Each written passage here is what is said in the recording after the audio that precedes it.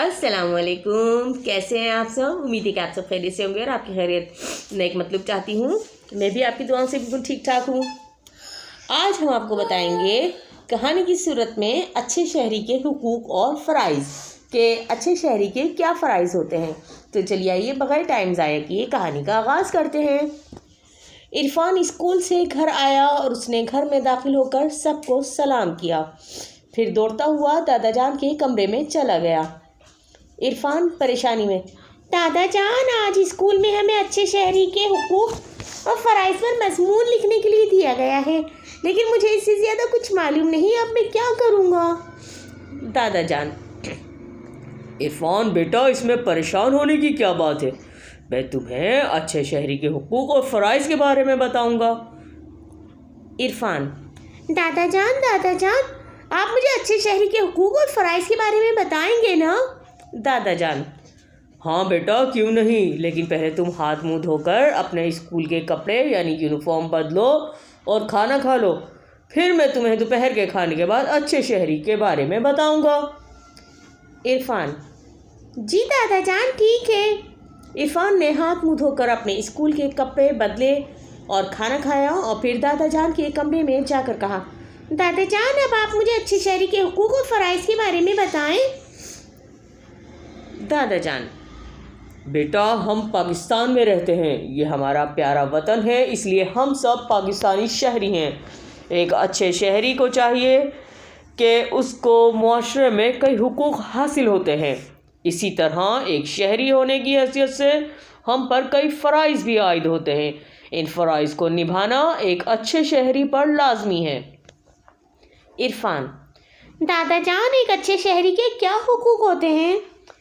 دادا جان: بیٹا، ایک شہری کو بہت سے حقوق حاصل ہوتے ہیں، جن میں کچھ بنیادی حقوق ہوتے ہیں اور کچھ اس ملک کے قانون کو ان کا حقوق دیتا ہے، یعنی اس ملک کا قانون ان کو کچھ حقوق دیتا ہے جس کو پورا کرنا ان کی ذمہ داری ہوتا ہے۔ عرفان: دادا جان، ایک شہری کے بنیادی حقوق کون کون سے ہوتے ہیں؟ دادا جان: بیٹا، اچھی تعلیم، صحت و صفائی، جان و مال کی حفاظت اور صحت مند زندگی گزارنے کے لیے تمام سہولیتیں حاصل کرنا ایک شہری کا بنیادی حق ہے، جس سے اس کو مستفید ہونے کا پورا حق حاصل ہے۔ عرفان: دادا جان، ایک شہری پر کون کون سے فرائض عائد ہوتے ہیں؟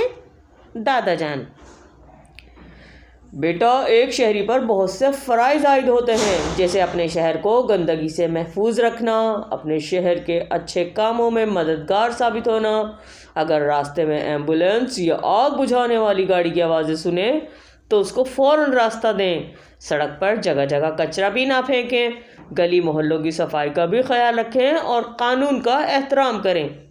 عرفان: دادا جان، بہت بہت شکریہ، آپ نے مجھے بہت سی معلومات دیں۔ اب میں ایک اچھے شہری کے حقوق اور فرائض پر ایک بہت پیارا سا مضمون تیار کر لوں گا۔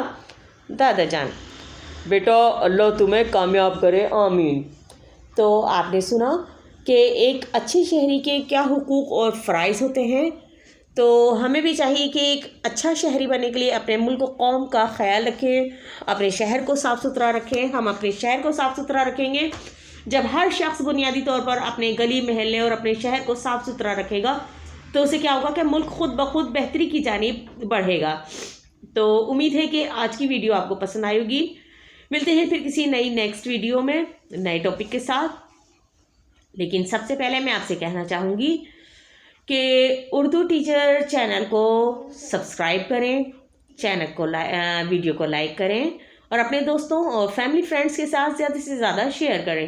ملتے ہیں پھر کسی نیکسٹ ویڈیو میں نئے ٹاپک کے ساتھ، تب تک کے لیے اپنا اور اپنے پیاروں کا ڈھیر سارا خیال رکھیے گا۔ لیکن چلتے چلتے ایک چھوٹی سی اچھی بات کہ مایوس وہ ہوتا ہے جو اللہ پر یقین نہیں رکھتا، اور محروم وہ ہوتا ہے جو اللہ تعالیٰ کی نعمتوں کا شکر ادا نہیں کرتا۔ تو ملتے ہیں پھر کسی نیکسٹ ویڈیو میں نئے ٹاپک کے ساتھ۔ اپنا اور اپنے پیاروں کا ڈھیر سارا خیال رکھیے گا اور مجھے دیجیے اجازت۔ اللہ حافظ۔